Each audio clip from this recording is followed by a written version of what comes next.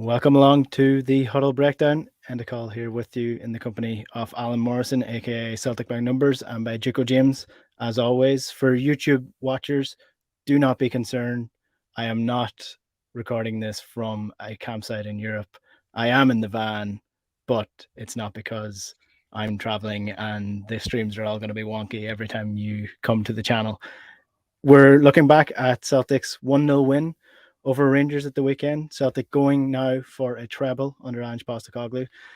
And Alan, I mean, all you can say at this point in time is that Ange is just the luckiest manager in the world. I mean, what was very telling at the end of the game was just how pumped he looked. I mean, I don't think I've seen him that pumped actually since Tannadice when the league was clinched, right? Or to be fair, when he won the League Cup and he proved himself a winner. He was absolutely juiced at the end of the game. And that's very telling to me because, again, I come back to Ange isn't that difficult to read. And that sort of relief and joy, relief first, joy second sort of thing that came with winning that game told me that this was a result first performance second approach that had been taken today. He knew that everything was on the line for them, and this was going to be a tough game that probably they would go physical, which is what they did, and that we'd have to just slug it out basically, and really just hope to find a way over the line, which we did. And I think that's why the joy was there and relief essentially. I think, as I say, as the primary, possibly the primary emotion at the end. So yeah, I've learned to take my lead from Ange's reactions because I think they're always honest and they're always revealing, and so that's kind of my summary, I suppose. If you want to start from the back, and then we'll work our way back through the game as we go through the pod. Yeah, James, the reaction from Ange was very interesting, especially in the press conference. Like, because things have gone so well for him, firstly, at the club, also because he's so calculated in everything that he says. Sometimes it can come across as if Ange isn't that emotional about the game, and he doesn't spend too much time around the dressing room, and you can sort of get the impression that he's there to do a job and he just does his job and gets on with it. But he's a stone cold killer, really, and he wants to win and wants the passion that Celtic fans bring to the game. And this means a huge amount to him, whether people want to put it down to luck or not.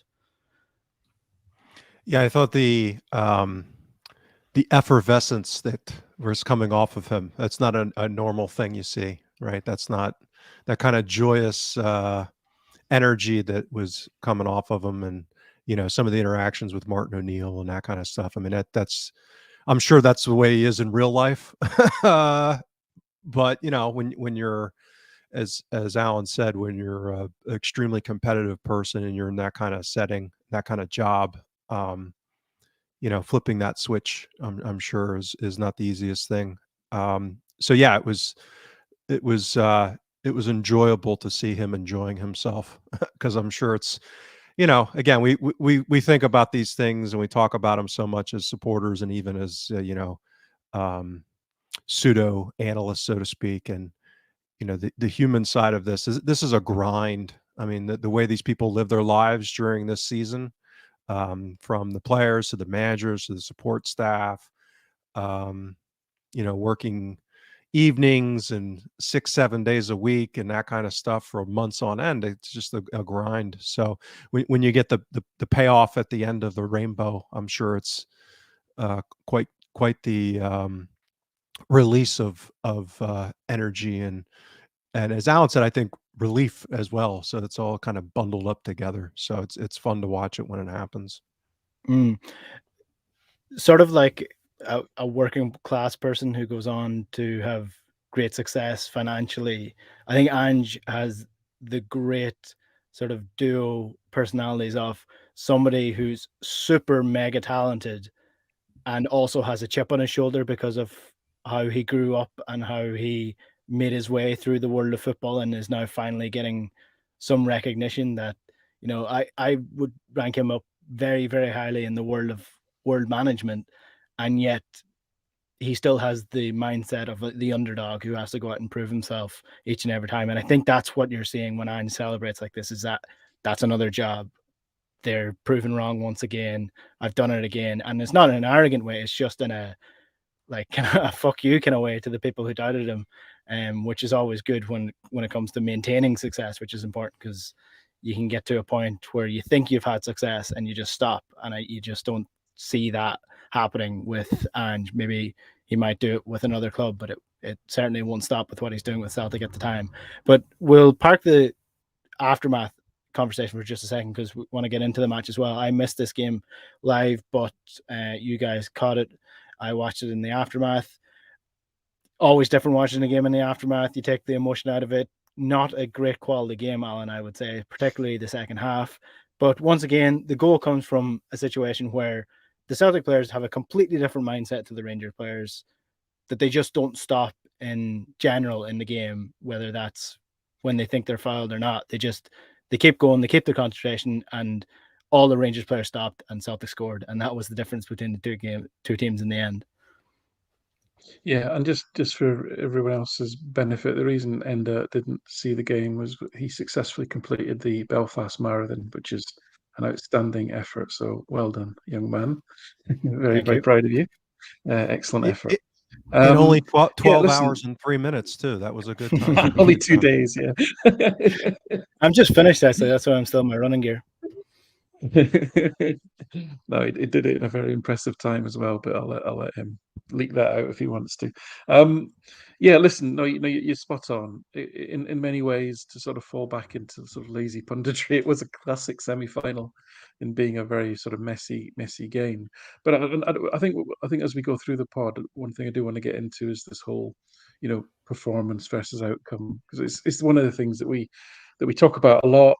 Ange talks about performance all the time, but sometimes it is just about the result. So winning that game that clinches the league title is just about getting over the line. The reason that you're there, the reason that you're in a position to win a game of football, to win the league title, is because your performances have been consistent and they've been of a good quality all the way through the season. The reason that you're in a cup semi-final is because your performances have got you through the rounds. But sometimes, especially when you're playing a game against your rival like this and all the sort of paraphernalia that goes around it, it is about getting over the line, I think. So, but that's not to say we are a performance focused podcast, and so I think it's important to get into that and to sort of talk about how Celtic performed and look at some of the underlying data, but also the trends that have emerged over a number of games now where Celtic have played against them and have prevailed, but they've all been close games. And actually, there are some themes in terms of the underlying data.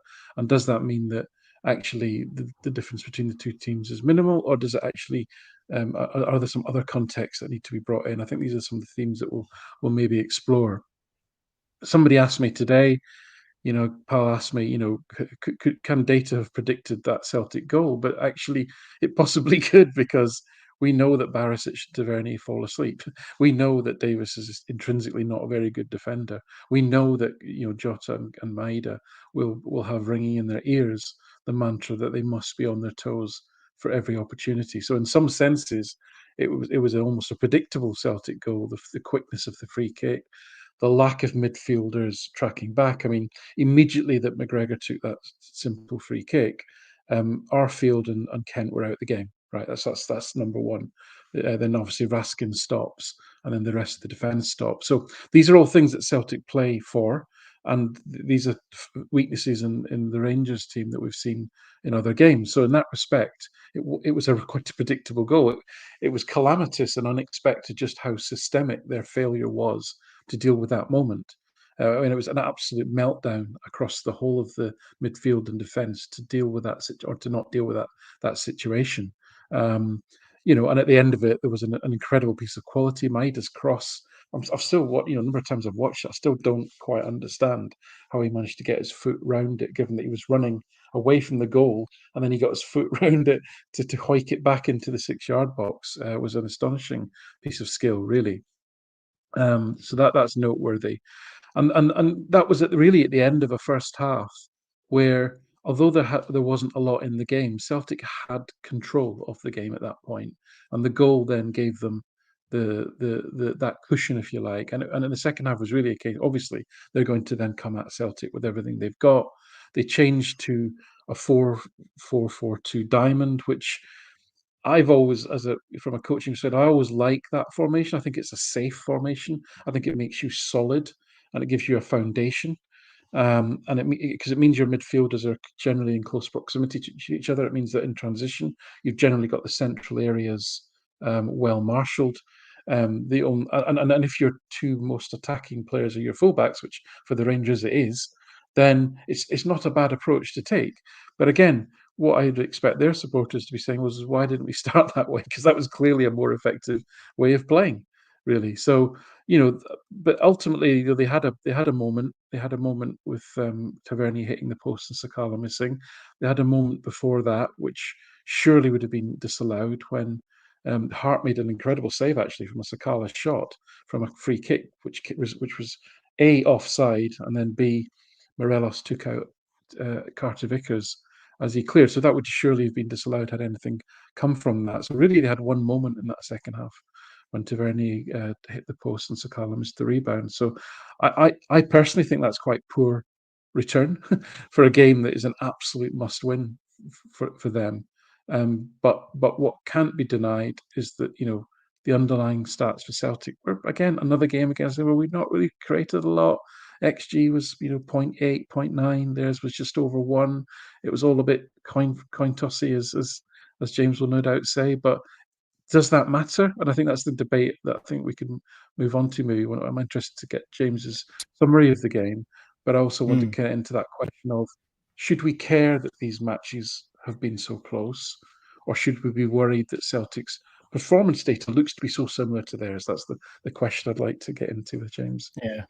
Well, James, like, you go back over all of the Derby reviews from across the season, maybe even last season, and you'll find me saying that Celtic just have better players. And it's a very simplistic way of looking at the game, and it's not very deep in terms of the analysis. But you watch or listen to any top level coach or individual who's been involved in big games, in cup finals and cup semifinals and cup games in general, you win the moments, you generally win the game. And who tends to win those moments? The better players tend to win those moments because they've got better quality. And I mentioned Juranovic as one of the players that Celtic had that is just that top level player in comparison to the rest of the players in the league. Jota is another player, and Kyogo is another player. Kyogo and Jota now have more goals in the Glasgow Derby than Kent and Morelos do in 2 seasons. And that's because they're better players. And again, it was Jota that got the goal. Again, Maeda, unbelievable cross, but Jota is the key man again. He scored again against Rangers. And that for me is the difference between Celtic and Rangers, is that top level individual that Celtic have spread amongst many, many other good players.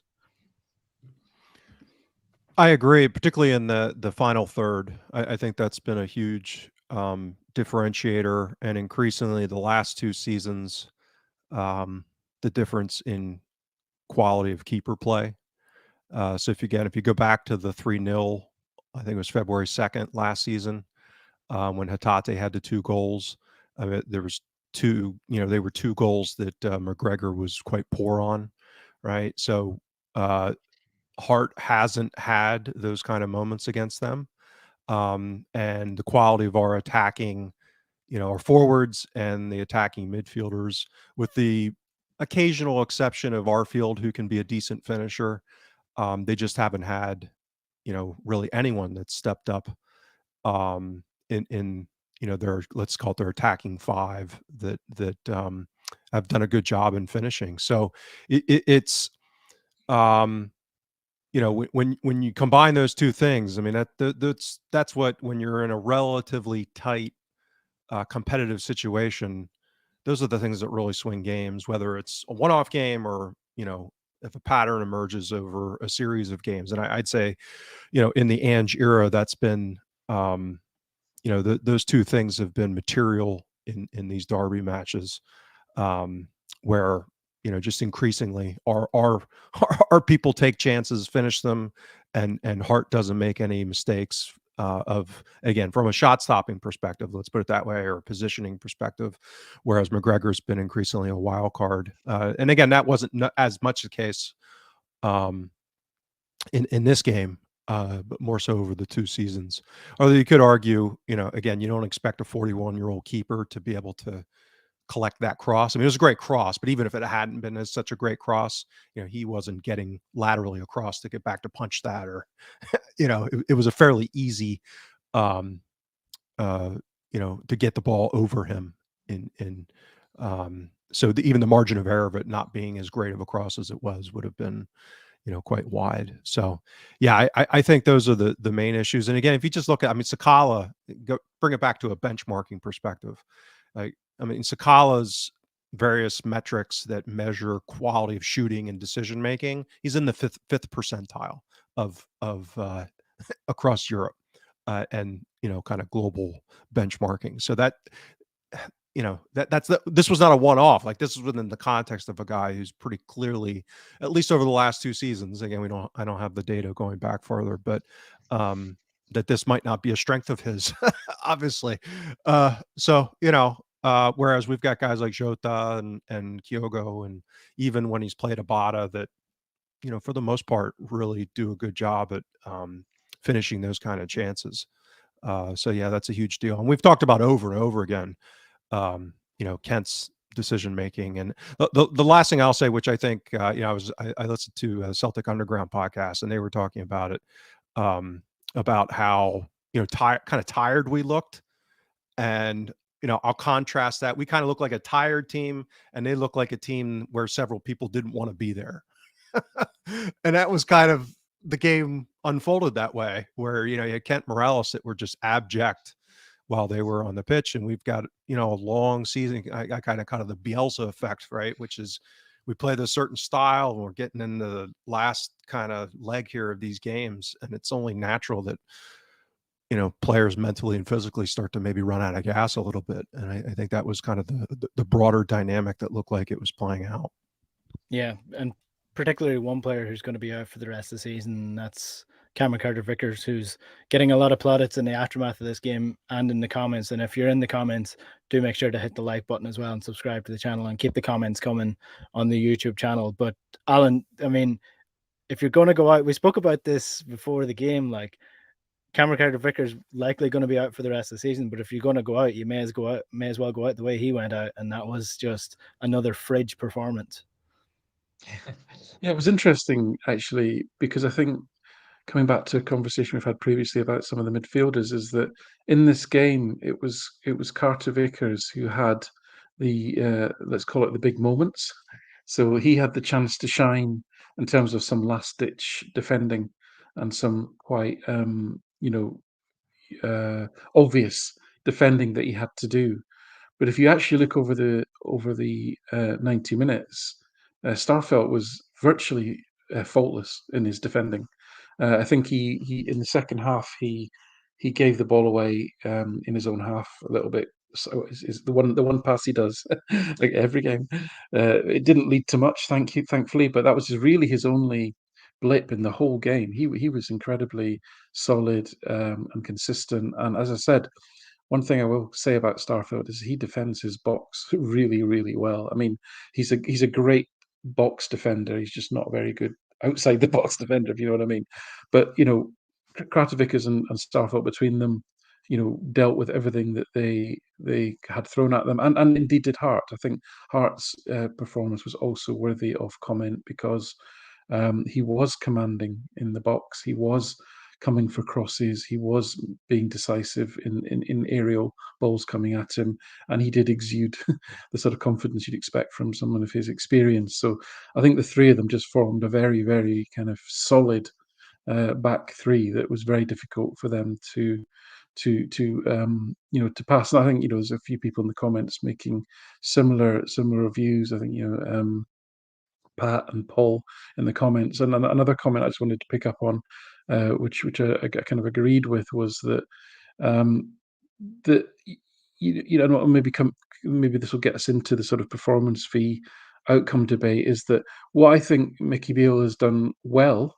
Really, is that in each game he seems to be increasingly stopping Celtic, the Celtic attack. Right, our XG per game is going down against them. Our average XG per shot is going down against them. We're having less shots. We're getting into their box less. Now, you need to factor in a lot of game state because we're talking about a very small sample of games. And in games against them, we've tended to have the lead. We've sometimes had 2-goal leads. There's been no need for Celtic to go chasing goals, okay? And so that will tend to suppress our own attacking stats and amplify theirs. So there's a lot of game state stuff going on when you look at the stats between the teams. You know, they look very close. I think although the goal count is something like 12-5, sorry if I've got that wrong, over the season, the XG is something like 7.5 to 6.5, right? So there's like 1 XG between the teams over the whole season. But again, Celtic go 3-0 up in the first game. There is no need. You've been gifted 3 goals. You don't have to go chasing the fourth. Oh, they gifted us another one. If we weren't even looking for it. We didn't need it. We'll take it anyway.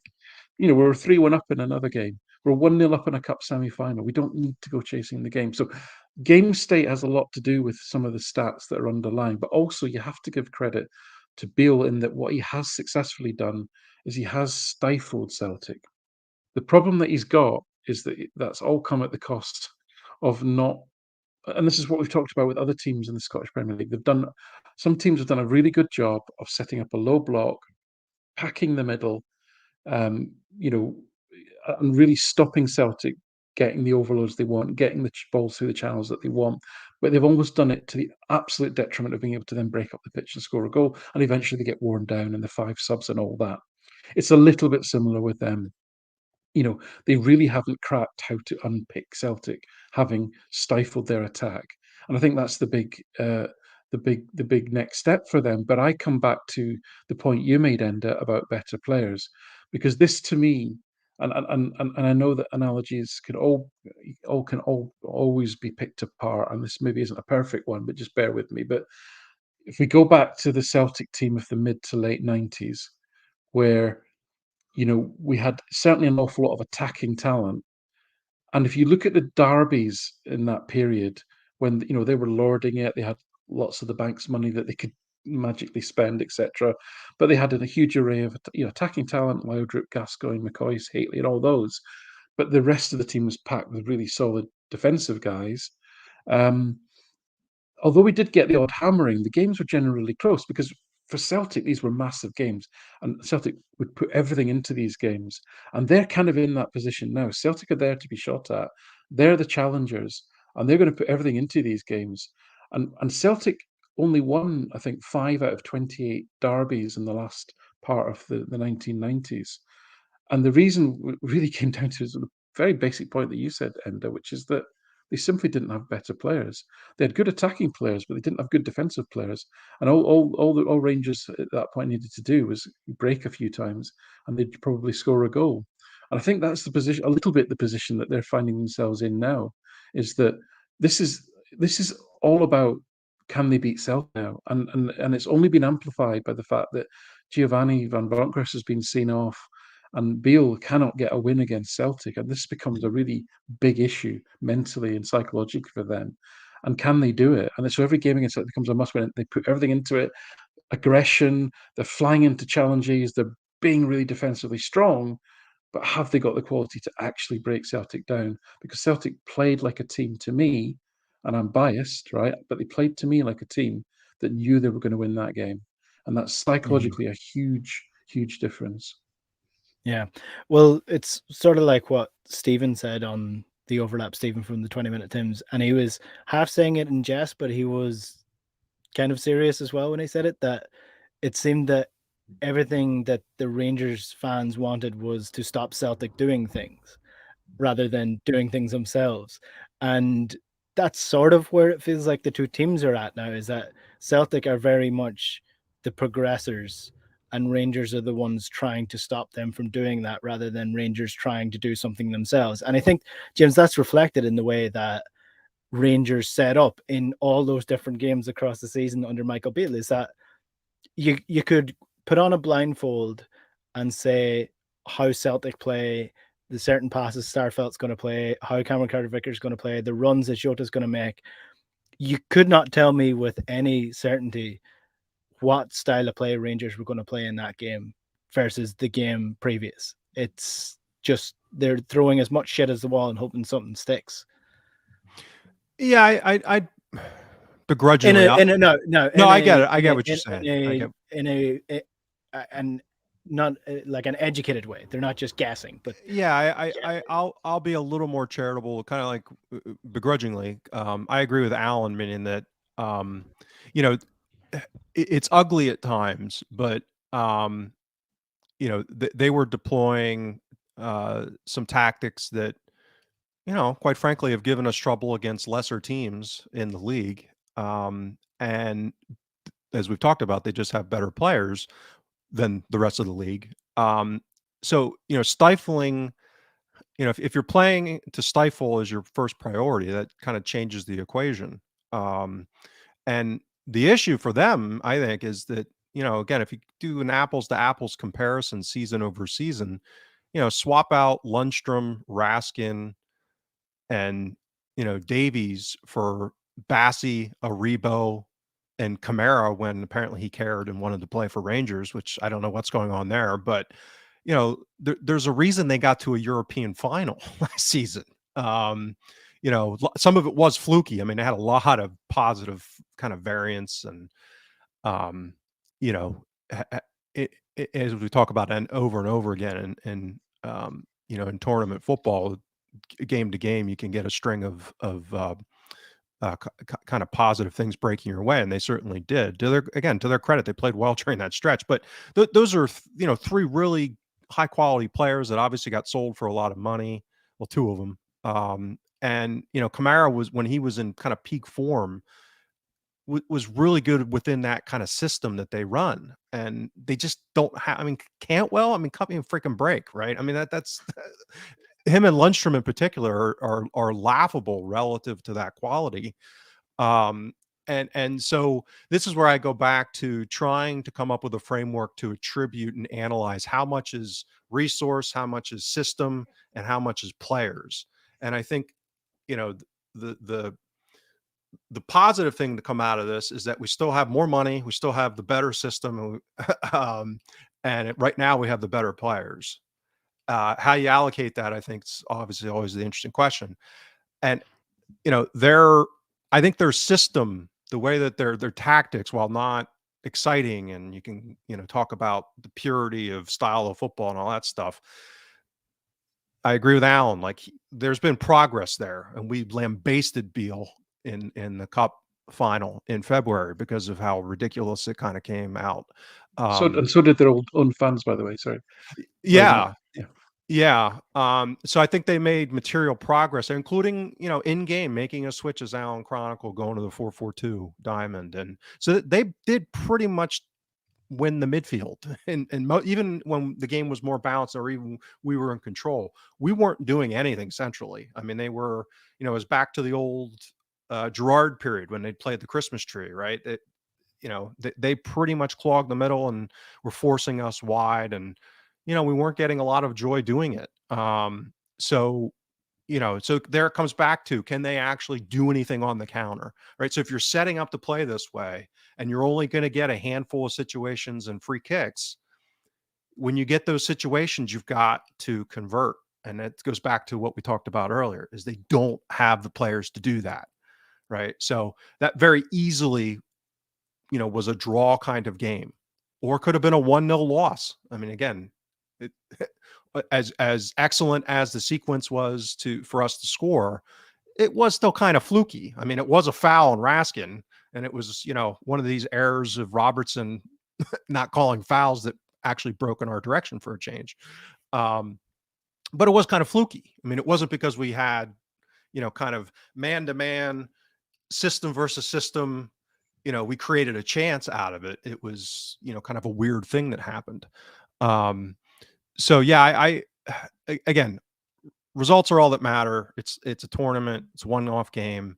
But as far as kind of like the timeline, you know, we now enter kind of the window of uncertainty, right? We'll maybe talk about this in the coming weeks about what are financial resources going to be? What are play acquisitions going to be? What's that talent pipeline going to look like as they now overhaul? We hopefully build from a position of strength, because I think the system matchups are probably, you know, it's going to be tough now, right? It's going to. I don't think Beal's going to come out and winging it with harebrained, schemes and that kind of thing. Like it's not that he sussed out what we're doing, but it's going to be a resolute kind of situation from a tactics and a setup perspective, and then it's a match of wits as far as tweaks, and then who's got the better players and who's mentality, and all these things that are on the margins when you've got a fairly equal matchup. And I think on that one element, we're at least in the neighborhood now. We got all these externalities that could swing things quite a bit as we head towards next season.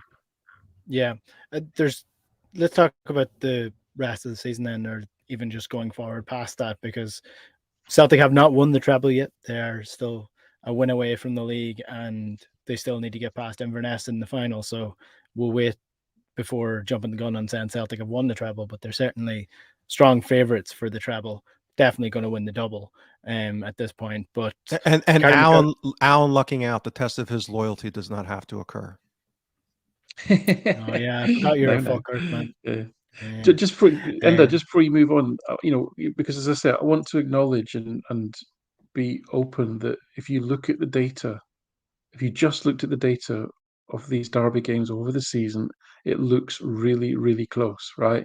But I said that there was two bits of context I wanted to throw in, and I did one of them, which was the game state, right? Celtic were generally always leading in these games. That tends to mean that you don't have to then force it.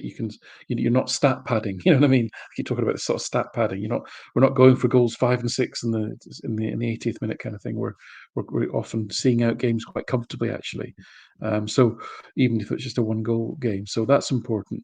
And I think the other point I wanted to raise was the context in which each of these derby matches took place, because I think that's crucial. Because I will assert that and I know this is going to sound a little bit ridiculous because you sort of think, well, it's a derby, it's Celtic against the Rangers, both teams want to equally win. But I would assert that in each, just because of the way the fixtures fell and when they fell, that the pressure was on them to win each game to a far greater degree than it was for Celtic. So what do I mean by that? So the first game of the season, the first derby, September the 3rd, Celtic win 4-0. Van Bronckhorst has given up a large lead in the league when he took over and seen Celtic win the title and the League Cup. He's under a lot of pressure now to get that title back. Therefore, the first derby of the season is that time for you to say, right, this is our team for this season. I've made acquisitions in the summer. We're going to show you what we've got. And they lost heavily, right? The second derby of the season was January the 2nd. This is Beale's first derby, right? And he's at home. Not only that, he's been a lucky general. What do I mean by that? Celtic are laid low with a flu bug before the game. Key players are not fit. Some miss out, right? You as a new manager, you want to win your derby, get yourself off of the off of zero and get yourself in the book, sort of thing. And also, not only that, Celtic were, I think by that stage, had a 9-point lead. It was a must-win game. They were at home, and he couldn't get it done. They only drew, right? And then you come to the third one. The third one's the League Cup final. The League Cup final was a debacle. It was 2-1 to Celtic, but Beale completely screwed up the approach to the game, the tactics, everything. So suddenly, he's looking at Celtic getting the first trophy of the season, and they're still 9 points behind in the league. So the next derby, 8th of April, they come to Celtic Park. This is their last chance. They have to win this game. It's the only chance they've got of winning the league, right? Celtic could win, they could lose, draw, probably wouldn't change much, but they absolutely have to win this game. And Celtic, quite easily get into a 3-1 lead. All right, there was a goal, to pull it back, but they saw the game out easily, relatively easy. But it was still only a one goal defeat. And then we come to the semi-final. They're staring at Celtic 8th treble in their history. It's the last chance they have for a trophy, and Beale still hasn't won a derby. So what I'm saying is, every one of those games, I think the pressure was disproportionately on them to produce. They had to produce. The consequences for Celtic losing that game, each of those games, was far less, and they haven't been able to do it. So you can look at the stats and you can say, okay, this looks pretty level, this looks pretty even, but they've had to fight in every game to get nothing, right? And I think that context is really, really important. Now, James might disagree. James might say, well, yeah, but at the end of the day, they could, Tavernier doesn't hit the post, so, et cetera, et cetera. And I accept that. But I think that context is important over that such a small sample of games. And what we also cannot discount is the cumulative impact. Now, it may well be that not many of those players at Ibrox are going to be there next season, and it may be that they go into the first derby of next season with almost a new 11 players who haven't experienced defeat and disappointment and don't have the monkey on their back. But equally, they don't know what the game's about, and have they played together before, and what quality are they? We don't. These are all unknowns, right? So, yeah, I'm not. I know this is all sounds a bit.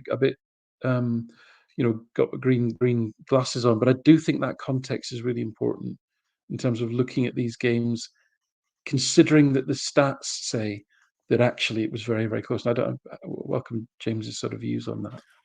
I actually agree with you. I'm actually generally critical of the over application of probability analysis in short term, meaning that, and I think I've mentioned this on a prior show, but one of the things that you've seen in, for example, in the baseball playoffs is a team like the Tampa Rays, who are insanely well managed over the regular season, kind of carry that philosophy into the postseason, where they've had a starting pitcher that's dominating, shutting down an opposing team. And because the probability model says, well, this is when you take the guy out over 1,000 games, as a person who played baseball for 35 years, and, when you're facing an opposition pitcher under pressure, right, in a big game, and they are dominating you, it becomes a mental thing.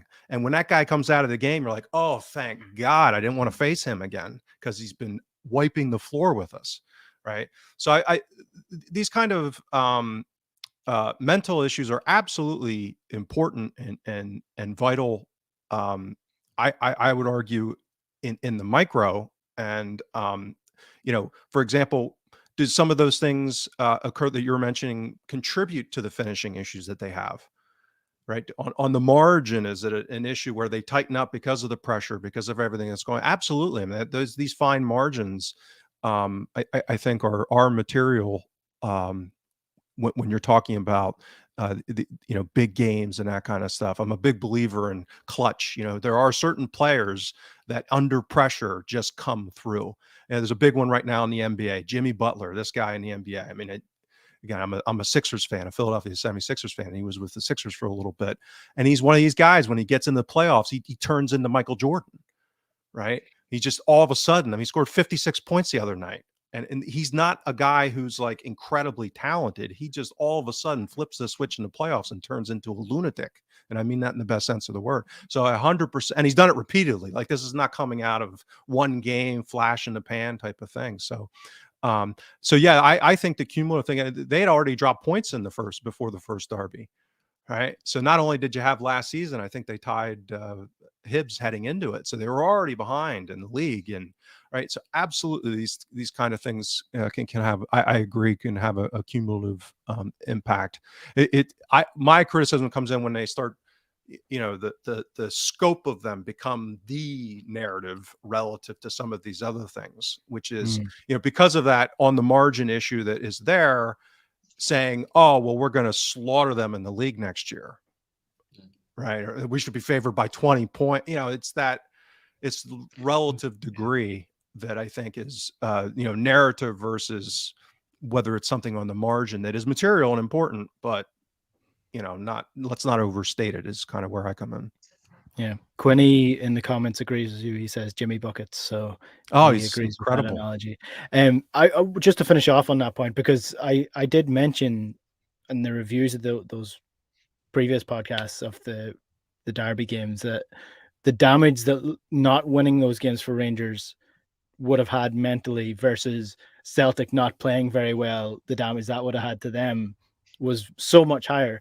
And just a final point on the margins is that, yes, Celtic are, well ahead of Rangers in the league, and deservedly so in terms of the points and the season that both teams have had. But one point that was very interesting from the Premier League at the weekend was Aston Villa lost 1-0 to Man United. And Aston Villa are 7th in the table. They're 54 points. Now, they're 9 points off Champions League spots, but they're quite close, and many people would have them very, very close in quality to a top 4 side at the minute, especially since Unai Emery took over. And Emi Martinez came out and said they're nowhere near Champions League level. Absolutely nowhere near Champions League level. And that's the point that I would make, is that on the base level, Rangers might have a couple of players that are as good as Celtic players, but the Celtic team in general, the Celtic system, everything in it makes the margins wider between the quality of the players. So in what I'm basically trying to say in a clunky way is that Celtic do have better players, but the margin and difference between Celtic players and Rangers players is not as big as we might think it is. But cumulatively, and when you put it all together, when you put Ange into it, when you put the mentality of the player together, that's when it starts to grow in terms of the gap of the two sides. That's the big difference I would have between the two clubs in general at the minute where they are. Well, and again, let's, for conversation's sake only, let's assume that the financial situation between the two clubs doesn't change in a material way heading into next season. Granted, knowing that might not be the case, but for conversation's sake, if they just do a smart job in replacing Kent, Morelos, and McGregor, right? Because again, talking about what I mentioned earlier in the show, finishing and preventing our finishing. If there's a material upgrade in those situations, all of a sudden, right, what looks like a fairly wide gulf this season because of the results, even though as Alan said, some of the underlying performance metrics are closer, we're still comfortably, ahead. All of the things that Alan mentioned as far as game state and everything else, important context as well. So I would say we're more comfortably than the raw statistics would suggest. That can tighten things, and then you get into the idea that Rangers were 20 plus points better than us, even in the colossal debacle of 2021, is laughable. Like, they weren't. I mean, it was just a confluence of a lot of things that created this crazy gap in the table. So when you have a league where you really only have two teams that are competitive with each other, and then you have all these other things that we talk about as far as officiating variability and all these other things, it doesn't take a lot to make a really tight title race. Even when, one of the teams is supremely well managed and the other one maybe not quite as well managed, and now with a lot of uncertainty. So yeah, there's, as I've talked about before, when Ange came in, or when Beal came back in, and now with Wilson leaving for them, change always creates opportunity and risk, right? So, there's upside and downside here for us relative to what they end up doing. But it's certainly tight enough, and it's by definition, it's going to be tight enough just because of the nature of the league, that unless there's something calamitous that goes on with them financially, it's still going to be within a margin of error that things like mentality, things like confidence are always going to have a material impact. Well, we were going to have a conversation about where they are going forward, but we might park that for another day because we don't really have time to go too in depth with it. But all I would say is not to be, I don't want this to be a negative podcast, because Celtic just, once again beat Rangers in a semi-final to go for another treble. But what I would say is, if you just cast your mind back to 2.5 years ago, we were sitting here having a conversation about Celtic's mess in the boardroom, the CEO, the scouting networks, the manager, the mess of the players, the build-up of players who we can't sell because their contracts are running out. And now, within 2.5 years, in a way, Celtic looked their way to Ange Postecoglou as opposed to Eddie Howe. And it could have been a completely different situation under Eddie Howe. Now, look at what he's doing at Newcastle. It probably would have been pretty positive regardless. But I don't think he would have got $500 million at Celtic.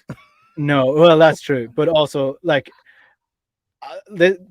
this came from a position of real struggle here, Alan, where Celtic were at. I know financially they were probably secure that they could ride that off, and it's a different story across the city.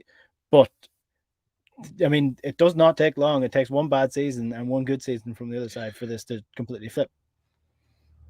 Yes, and I think for one season, and that's what we saw. We saw Yes, one yeah, season yeah, where it yeah. flipped. Right now, Celtic did fall on their feet. I don't think Well, we've heard bits of the story of how they came upon Ange Postecoglou. My goodness, did they land on their feet? I think that in conjunction with Peter Lawwell leaving the building, allowed Celtic to move to a very different model of running the football club. But it does appear um, that Ange has an incredible control over football operations, which is a different problem. It's great at the moment. We're winning, we're signing good players, but it's not. I'm not still not quite sure that's the sort of modern, um, you know, organizational structure that we want. And by what I mean by that is, if there's a risk it all falls to the ground when one guy leaves, that's not a good model, right? You want a model whereby if a key person leaves, it's disruptive, but it's not a game changer. You want the system to be stronger than any individual in terms of the way that the club is run. My fear is that we're almost wholly reliant on Ange to a ridiculous degree, and that if he weren't there, there would be an enormous vacuum. And then what would happen then? Having said all that, one of the other reasons that Celtic were able to recover from the COVID season and get back on the winning foot was the fact that the fundamentals of the club were strong. The balance sheet was strong. There was money in the bank, and crucially, there was saleable assets in this playing squad, which we were able to sell, and fortunately, we're able to then recruit very smart players on the back of that. And Celtic have got an inbuilt financial advantage, which you can. I've tried it on my spreadsheet. There's different ways you can cut it and slice it, and there are variables, right? But anything between 15 and 20 million pounds a year, right? Celtic, through having 10,000 more seats, 10,000 people through the door each and every game, more match day income, and through being 10 million ahead on commercials. Okay, now there's variables in there, right? The number of games that you play, the amount that you charge people for tickets, etc. And there's other variables around, competition in Europe and selling players and all sorts of things, right? But if you pare it back as much as you can to the non-variables, Celtic start each and every season with a significant financial advantage over the nearest rivals. And what that means, or it should mean, is that Celtic could sign bad players. Ange could leave, and we could, get a dud in. We could then lose the league title because of the other aspects that James rightly said. The rest of the competition aren't good enough to take points off them. They only need to beat us in 2.5 games out of 4 in the league, etc. Right? But the next season, how do they make up that deficit? And the next season, and the next season, and the next season, and the next season. That's tough. That is really tough because the fundamentals aren't going to change in the short term. They're not going to build 10,000 more seats at Ibrox. They'd have to demolish the place and start again. That'd be funny. Anyway, they're not going to. I don't believe. My opinion is they're not going to close the gap on commercials because for various reasons that we'll get into in another pod, just in terms of just look at the way that they behave with all of the commercial partners that they have, and look at the way that Celtic are relatively well organised on that basis. I think those fundamentals are very strong and almost insulate Celtic from a multi-year disaster. All things being equal, it doesn't stop another COVID type season. It doesn't stop them having another Leicester City moment, etc. And it doesn't stop them winning a cup with a penalty kick or a bounce of the ball, right? That will happen. But the fundamentals over 38 games are very strong for Celtic. And it's going to take an enormous effort by Celtic to fuck that up, frankly. And that's where we are today. But we'll get into this more. We're just to tell people that we're getting Kieran, the much vaunted, and rightly so, Kieran Maguire from the the Price of Football pod will be on this show towards the end of May, and we'll dig into that a little bit more. Mm-hmm. Yeah, that'll be coming out at the end of May, so stay tuned for that. And if you want to get that, make sure you subscribe to the channel. And I hope Kieran is going to inbuild the 4.4 million valuation that Celtic have put on Vasilius Barkas's head as well, because that money's as good as theirs, so we may as well go out and spend it immediately. Is that equivalent to the remember. 7 million that Rangers will get for Kamara? Is that kind of the same accountancy firm that's come up with that evaluation? Something like that. Something like that, yeah. Right, that's where we'll park the show today because I got to run, and I think we've covered pretty much everything. You mean that literally? You have another 26 miles you can run after your efforts. Well, I'm parked up on the side of the road at Belfast here, so I have to finish this race at some point in time. So might as well get it done out of the way. No, listen, if you are watching on YouTube, be sure to hit like and subscribe and keep the comments coming as well. And if you're new to the show and you want to listen back to the podcast, it's available on iTunes and Spotify and wherever you get your podcasts as well. James Allen, thanks again, as always. Thanks, guys. Cheers, guys. And we'll chat to you next week. Good luck.